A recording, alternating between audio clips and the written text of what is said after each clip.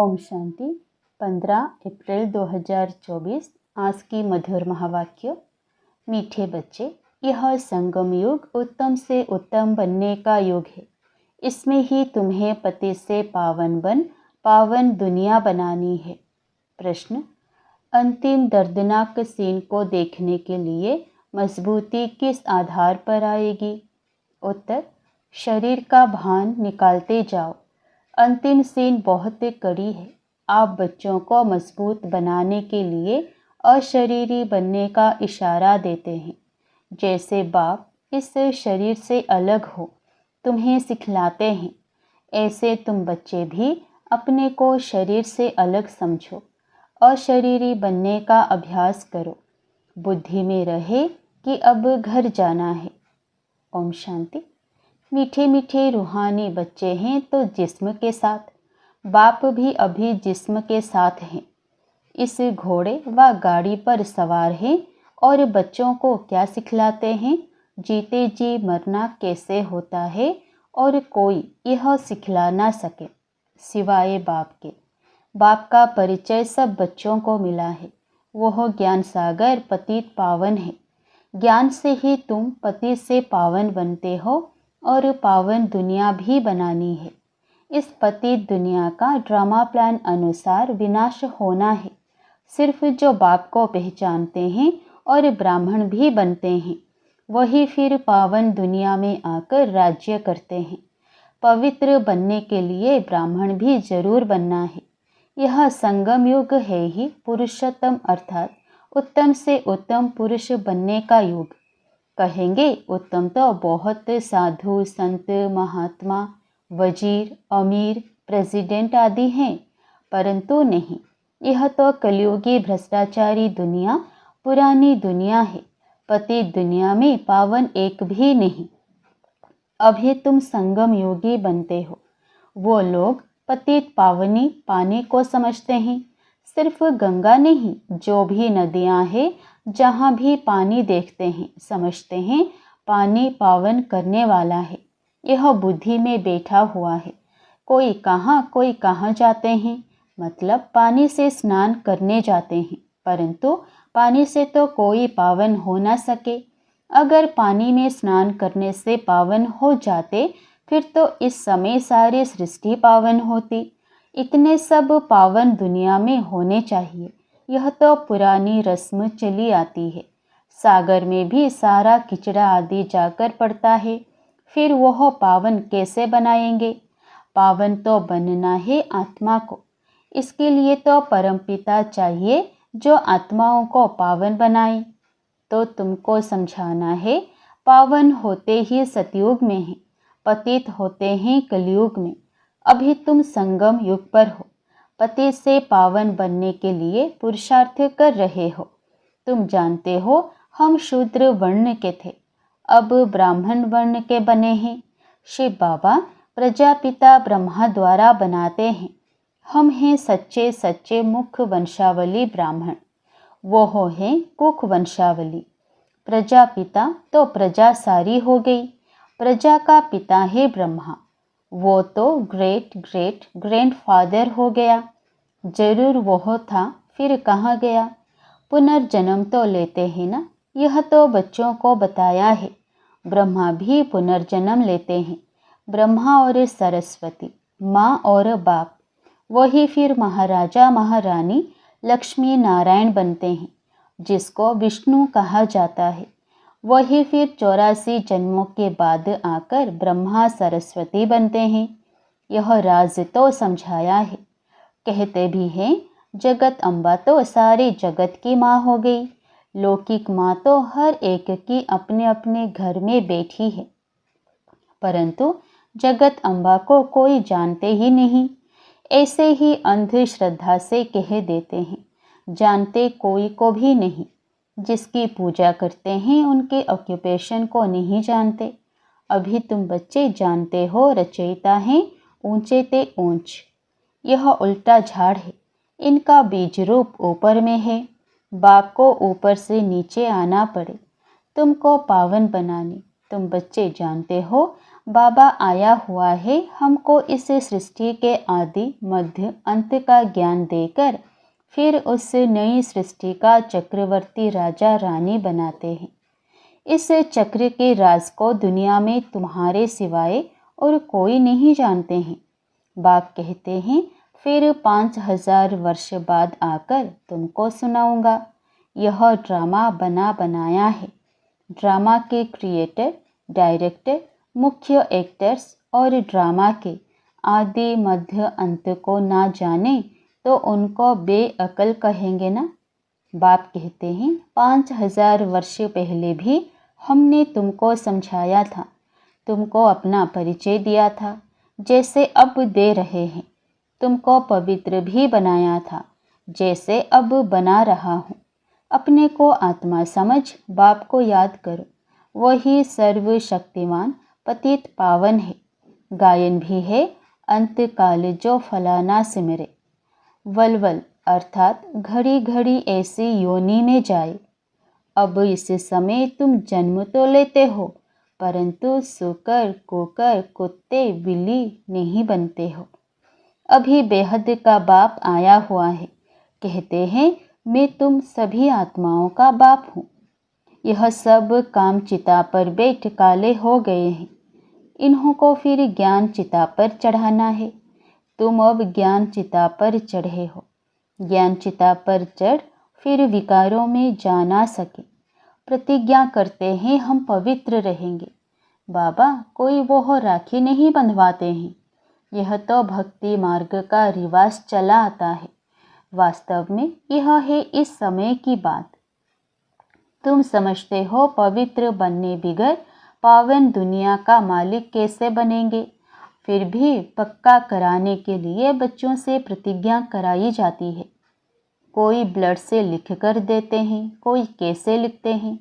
बाबा आप आए हैं, हम आत्माओं से वर्षा जरूर। बाबा आप आए हैं, हम आत्मा से वर्षा जरूर लेंगे। निराकार साकार में आते हैं ना। जैसे बाप परमधाम से उतरते हैं, वैसे तुम आत्माएं भी उतरती हो, ऊपर से नीचे आती हो पाठ बजाने। यह तुम समझते हो, यह सुख और दुख का खेल है। आधा कल्प सुख, आधा कल्प दुख है। बाप समझाते हैं 3/4 से भी तुम जास्ती सुख भोगते हो। आधा कल्प के बाद भी तुम धनवान थे, कितने बड़े मंदिर आदि बनवाते हैं। दुख तो पीछे होता है, जब बिल्कुल तमो प्रधान भक्ति बन जाती है। बाप ने समझाया है तुम पहले पहले अव्यभिचारी भक्त थे, सिर्फ एक की भक्ति करते थे। जो बाप तुमको देवता बनाते हैं, सुखधाम ले जाते हैं, उनकी ही तुम पूजा करते थे। फिर बाद में व्यभिचारी भक्ति शुरू होती है। पहले एक की पूजा, फिर देवताओं की पूजा करते थे।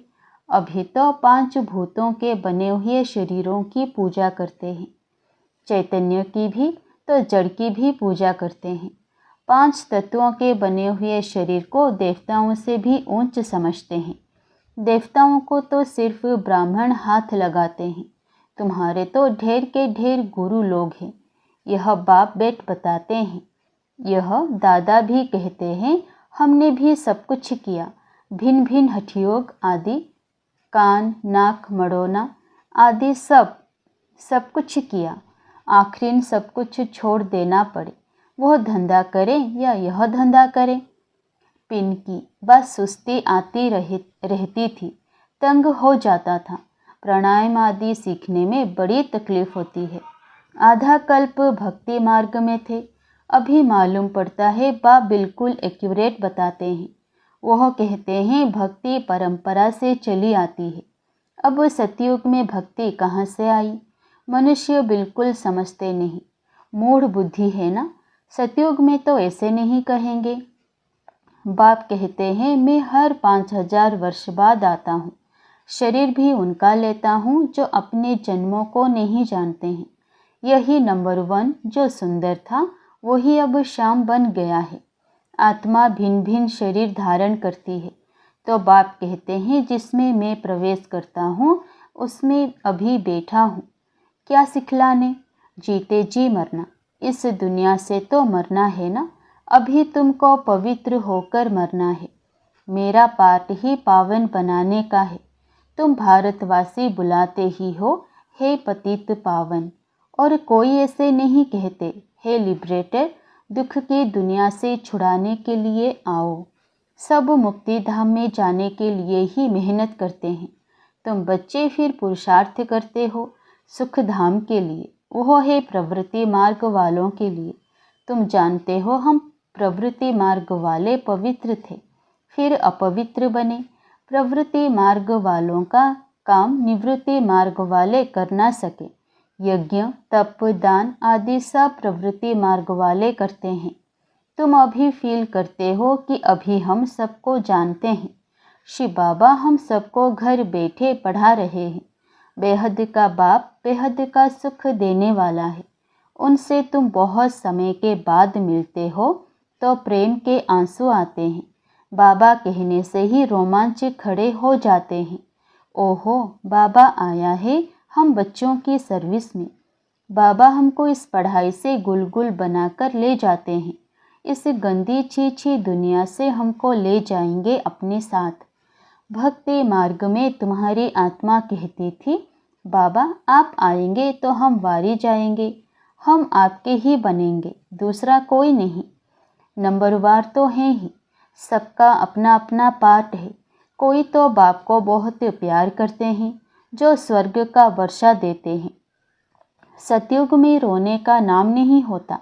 यहाँ तो कितना रोते हैं, जब स्वर्ग में गया तो फिर रोना क्यों चाहिए, और ही बाजा बजाना चाहिए। वहाँ तो बाजा बजाते हैं, खुशी से शरीर छोड़ देते हैं। यह रस्म भी शुरू यहाँ से होती है। यहाँ तुम कहेंगे हमको अपने घर जाना है, वहाँ तो समझते हो पुनर्जन्म लेना है, तो बाप सब बातें समझा देते हैं। भ्रमरी का मिसाल भी तुम्हारा है। तुम ब्राह्मणिया हो, विष्टा के कीड़ों को तुम भू भू करती हो। तुमको तो बाप कहते हैं इस शरीर को भी छोड़ देना है, जीते जी मरना है। बाप कहते हैं अपने को आत्मा समझो, अब हमको वापस जाना है। अपने को आत्मा समझ बाप को याद करना है, देह को भूल जाओ। बाप तो बहुत मीठा है, कहते हैं मैं तुम बच्चों को विश्व का मालिक बनाने आया हूँ। अब शांति धाम और सुख धाम को याद करो। अल्फ और बे, यह है दुख धाम। शांति धाम हम आत्माओं का घर है। हमने पाठ बजाया, अब हमें घर जाना है। वहाँ यह छी शरीर नहीं रहता है। अभी तो यह बिल्कुल ही जर्जरीभूत शरीर हो गया है। अब हमको बाप सम्मुख बैठ सिखलाते हैं, इशारे में, मैं भी आत्मा हूँ, तुम भी आत्मा हो। मैं शरीर से अलग होकर तुमको भी वही सिखलाता हूँ। तुम भी अपने को शरीर से अलग समझो। अभी घर जाना है। यहाँ तो रहने का भी नहीं है, यह भी जानते हो अभी विनाश होना है। भारत में रक्त की नदियाँ बहेंगी, फिर भारत में ही दूध की नदियाँ बहेंगी। यहाँ सब धर्म वाले इकट्ठे हैं, सब आपस में लड़ मरेंगे। यह पिछाड़ी का मौत है। पाकिस्तान में क्या क्या होता था, बड़ी कड़ी सीन थी, कोई देखे तो बेहोश हो जाए। अभी बाबा तुमको मजबूत बनाते हैं, शरीर का भान भी निकाल देते हैं। बाबा ने देखा बच्चे याद में नहीं रहते हैं, बहुत कमज़ोर हैं, इसलिए सर्विस भी नहीं बढ़ती है। घड़ी घड़ी लिखते हैं, बाबा याद भूल जाती है, बुद्धि लगती नहीं है। बाबा कहते हैं योग अक्षर छोड़ दो। विश्व की बादशाही देने वाले बाप को तुम भूल जाते हो। आगे भक्ति में बुद्धि कहीं और तरफ चली जाती थी तो अपने को चुटकी काटते थे। बाबा कहते तुम आत्मा अविनाशी हो, सिर्फ तुम पावन और पतित बनते हो, बाकी आत्मा कोई छोटी बड़ी नहीं होती है। अच्छा, मीठे मीठे सिकिलधे बच्चों प्रति माता पिता बाप दादा का याद प्यार और गुड मॉर्निंग। रूहानी बच्चों को रूहानी बाप की नमस्ते। धारणा के लिए मुख्य सार पहला, अपने आप से बातें करो। ओहो, बाबा आया है हमारी सर्विस में, वो हमें घर बैठे पढ़ा रहे हैं। बेहद का बाबा बेहद का सुख देने वाला है। उनसे हम अभी मिले हैं। ऐसे प्यार से बाबा कहो और खुशी में प्रेम के आंसू आ जाएं, रोमांच खड़े हो जाएं। दूसरा, अब वापस घर जाना है, इसलिए सबसे ममत्व निकाल जीते जी मरना है। इस देह को भी भूलना है, इससे अलग होने का अभ्यास करना है। वरदान: बीती हुई बातों व वृत्तियों को समाप्त कर संपूर्ण सफलता प्राप्त करने वाली स्वच्छ आत्मा भव। बीती हुई बातों व वृत्तियों को समाप्त कर संपूर्ण सफलता प्राप्त करने वाली स्वच्छ आत्मा भव। सेवा में स्वच्छ बुद्धि, स्वच्छ वृत्ति और स्वच्छ कर्म सफलता का सहज आधार है। कोई भी सेवा का कार्य जब आरंभ करते हो तो पहले चेक करो कि बुद्धि में किसी आत्मा की बीती हुई बातों की स्मृति तो नहीं है। उसी वृत्ति दृष्टि से उनको देखना, उनसे बोलना, इससे संपूर्ण सफलता नहीं हो सकती। इसलिए बीती हुई बातों को व वृत्तियों को समाप्त कर स्वच्छ आत्मा बनो, तब ही संपूर्ण सफलता प्राप्त होगी। स्लोगन: जो स्व परिवर्तन करता है विजय माला उसी के गले में पड़ती है। जो स्व परिवर्तन करता है विजय माला उसी के गले में पड़ती है। ओम शांति।